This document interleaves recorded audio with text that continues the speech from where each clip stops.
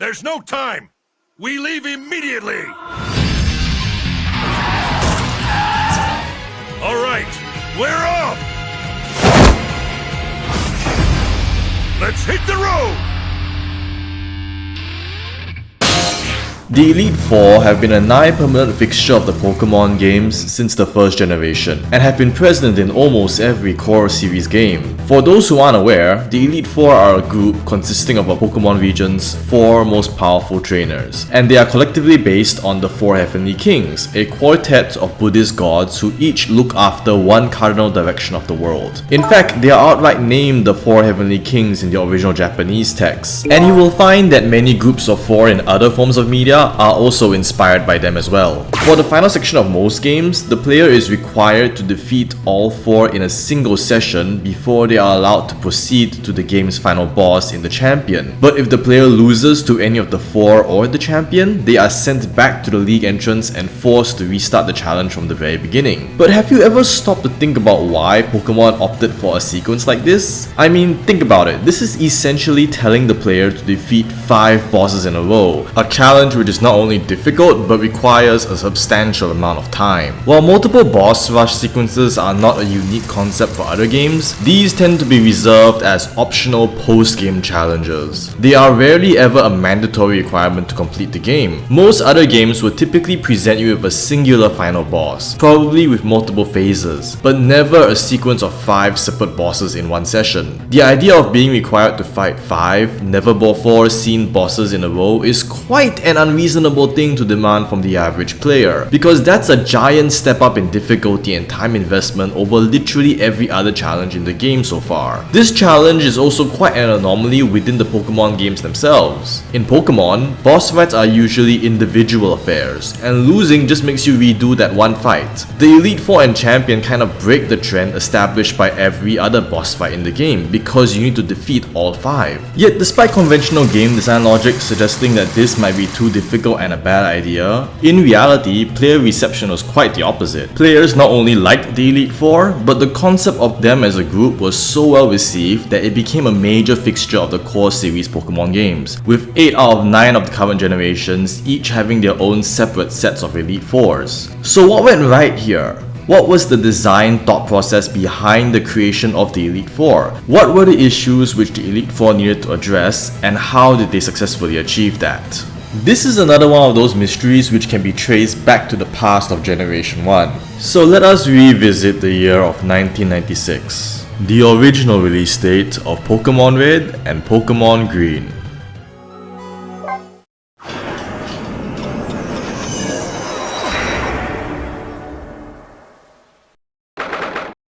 We have now returned to the site of the original Indigo League, where we have just started the battle with the original Elite Four. Except this time, thanks to the wonders of the internet, we have the detailed information about them which we never had as kids. And looking at their teams, a number of things immediately stand out as being unusual. Firstly, a lot of their teams contain weirdly weak Pokemon, the most egregious being Bruno's 2 Onix, Agatha's Golbat and Arbok, and Lance's 2 Dragonairs. And secondly, everyone's movesets are kind of a mess. For a few examples, Lorelei has a Slowbro whose only attack is Water Gun. Bruno's Machamp is relying only on submission and the unreliable one-hit KO Fissure. Agatha's second Gengar has Dream Eater but no Hypnosis. And Lance's entire team uses only Dragon Rage and normal attacks outside of Gyarados' Hydro Pump. Honestly, there are so many things wrong with everyone's Pokemon choices and movesets that it will take way too long to list everything out. Also, that isn't the main point of the video anyway, so feel free to list them out in the comments if you want. The point is, almost every single Pokemon seems to have at least 1 or 2 junk moves that are practically useless and are just a waste of a move slot. And even inexperienced casual players should be able to easily fix these teams by replacing terrible Pokemon and moves with obviously better ones, such as giving Lance some type coverage or replacing Bruno's 2 Onix with a Primeape and Poliwrath or something. With teams and movesets like these, it's almost as if the Elite Four are trying to lose to you on purpose.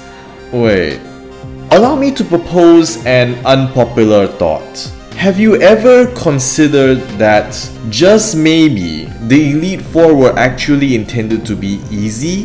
Back when I made a video discussing the design intricacies of Champion Gita, a lot of people seemed practically allergic to the idea that a final boss could be designed with the intention of being easy. There seems to be an entrenched idea within the Pokemon community that the final challenge of any game should be difficult because of the simple fact that it is the final challenge. Personally, I can understand and agree with this opinion somewhat, because the actual role of a final boss is to serve as an exciting and memorable finish to a game. Being difficult isn't a mandatory requirement to fulfill that role, but it can certainly add a good amount of tension and excitement. The Elite Four are expected to be the most powerful trainers in the region, established in-universe by multiple characters. So the notion that they were designed to be easy seems almost impossible, and since you fight all four of them together, common sense dictates that they should be difficult based on that reason alone. However, the actual evidence laid before us would seem to imply the contrary. The Kanto Elite Four are using team members and moves which are far from what you would expect from the strongest challenge, and seem to be almost deliberately handicapped. And this isn't something which can be chalked up to strange Gen 1 design weirdness either. Practically every Elite Four in the franchise all have assorted team issues, even in the modern games. To briefly go over some of the evidence, Hoenn. Sydney has a lot of ineffective support moves despite having a glass cannon team. Phoebe runs defensive status moves on her squishy Banette and offensive moves on her defensive Dusclops. Glacia is using 2 Celio and has 1/4 of her entire team's moveset be Hail. And Drake is running nonsense like Sand Attack, Fly, Refresh and Sandstorm. Sinnoh.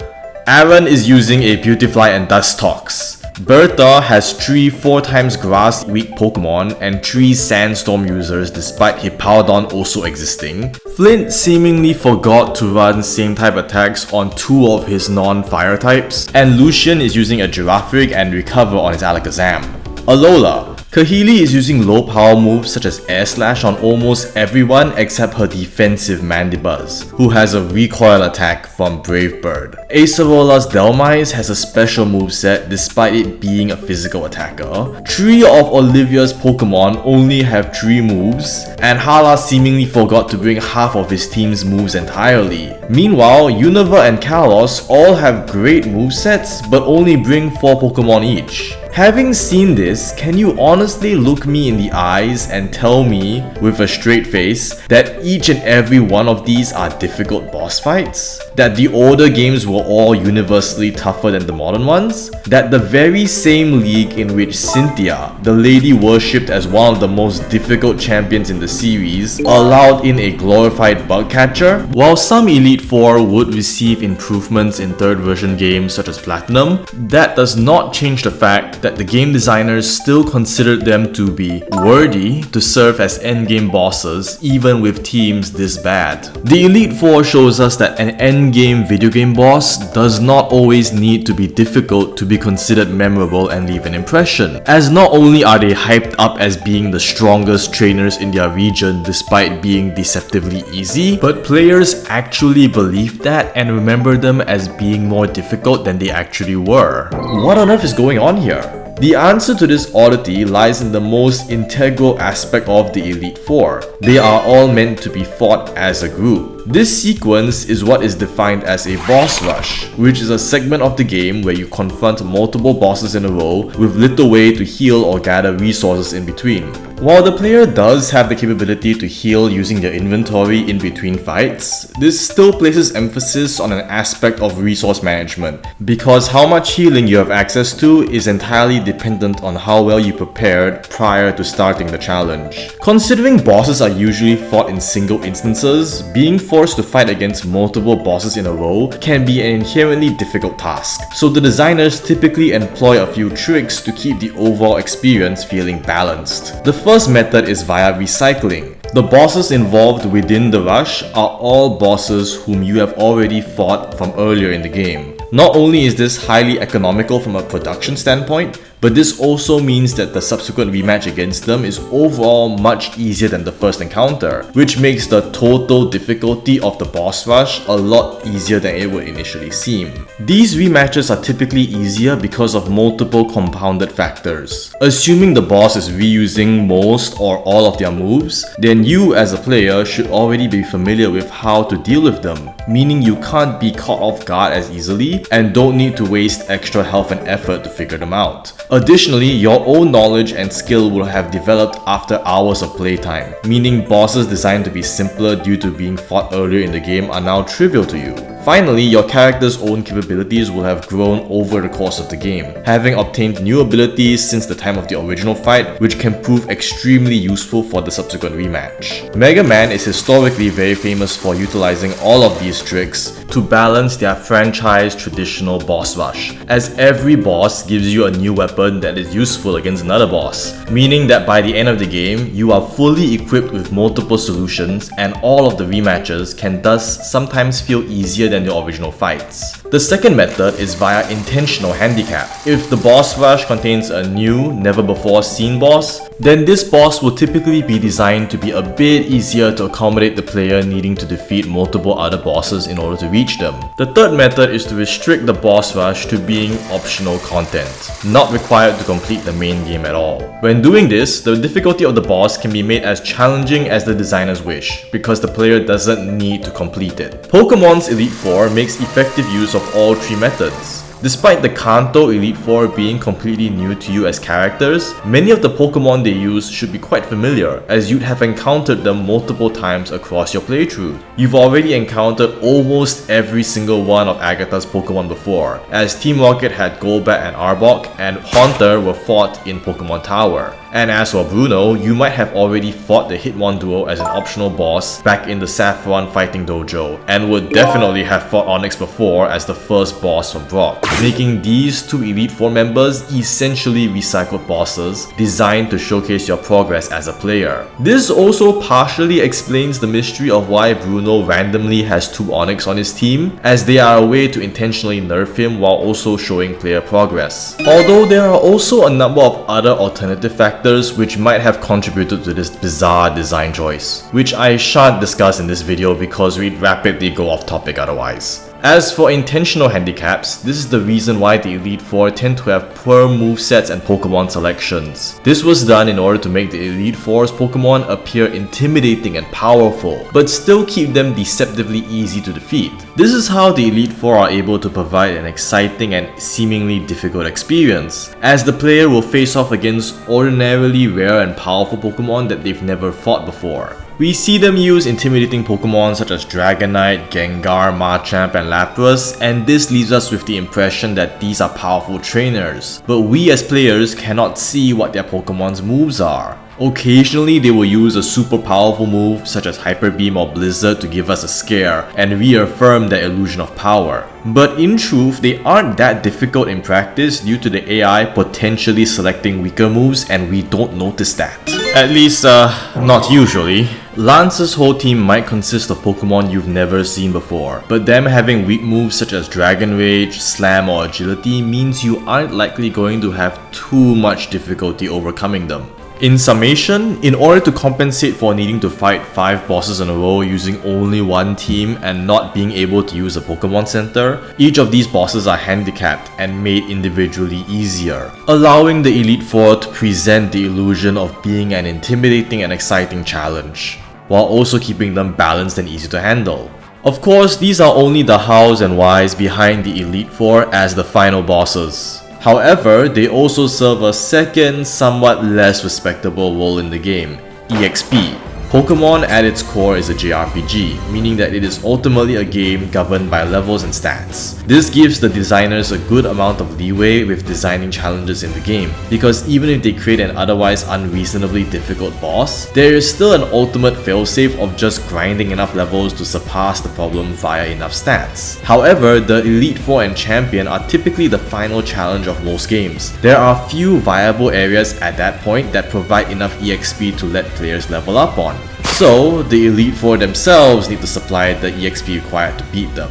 Because the game mechanics reward more EXP from trainer battles, the Elite Four are not only the final challenge of each game, but also act as the biggest source of concentrated EXP in each game. This is another reason why a lot of Elite Four teams tend to have weak Pokémon. In practice, each Elite Four member tends to have only 1 or 2 Pokémon that are a serious threat. I'm sure you all might remember how a few Elite Four fights tend to have that 1 or 2 Pokémon that give you a much harder time than the rest, such as Drake's Salamence. That's because the rest of the Pokémon are all basically filler designed to pad out the fight's length and act as a valuable source of EXP. This means that even though a player might lose, they are still able to gain a large amount of EXP from each Elite Four run, because each Elite Four member has multiple Pokémon which you can easily defeat. On top of that, each Elite Four member rewards you with a sizable chunk of money per victory, allowing you to have enough income to purchase healing items from the league's Pokemart to help you on your next run. Given enough attempts, every player can hypothetically level up enough to eventually defeat the Elite Four and complete the game. Lastly, the Elite Four serve one final, more respectable role as optional bosses.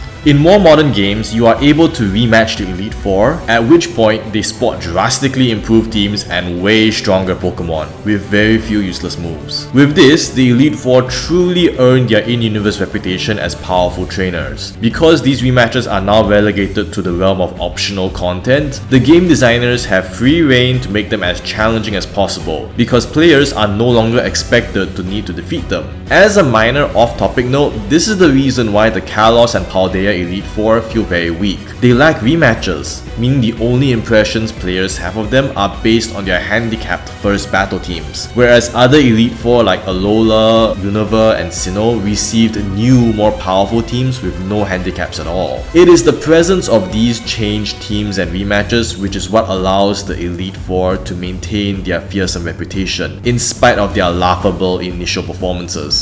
Geeta, go take notes of this for the DLC. Your team was suitable for the story battle role, but you deserve a proper team which lives up to the whole top champion title you have going on. Well, there you have it. The reasons why the Elite Four are not only well liked, but have gone on to become a series staple is because of how well they were implemented. For a quick recap, by acting as a boss rush, they serve as a memorable and exciting finish to the end of the game. However, they are also designed with various subtle handicaps in order to keep the challenge fair, while still maintaining the illusion of being difficult, making the experience all the more memorable. One form of handicap involves having weaker Pokemon or suboptimal moves, making some of their Pokemon easy to defeat, which now lets them serve as a major EXP farm source in the endgame, allowing persistent players to eventually defeat them given enough attempts. Finally, the Elite Four also act as fun post-game bonus bosses, in which they switch out their previously handicapped teams for new, more powerful ones, letting them truly be as powerful as their titles imply, and maintaining their reputations in the player base's eyes. Simultaneously powerful yet weak, overwhelming yet still fair, and the capability to truly provide one of the hardest post-game challenges in their games. Because of these multifaceted aspects in how they are designed, the Elite Four make for one of the most fun yet fair instances of a boss rush in gaming history, with their presence being an integral and beloved part of almost every core series Pokemon game. So, what's your opinion regarding the Elite Four? Have you come to view them in any sort of new light? Perhaps you've gained some newfound appreciation for them as a group, or perhaps you've lost some respect because you never realized they were actually this easy. Share your own thoughts, experiences, and opinions with the others in the comments below. If you've enjoyed hearing me talk, then leave me a like to show your appreciation. If you enjoyed it enough to want to listen to me talk about more things, then here's another video. If not, then go ahead and carry on with the rest of your day or night, and I'll see you again next time.